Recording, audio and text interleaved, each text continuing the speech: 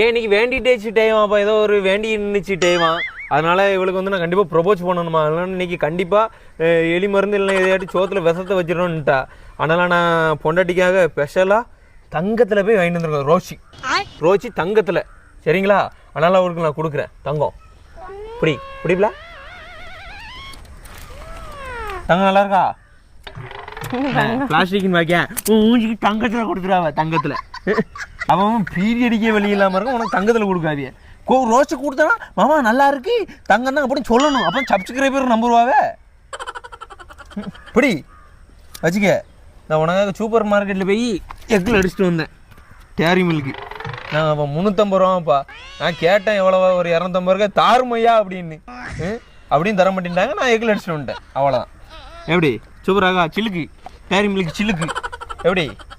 சும்மா சொன்னப்பா, உண்மையில நான் காசு கொடுத்து தான் வாங்கிட்டு எங்கேயும் திருட்டு போயிட்டு நம்மள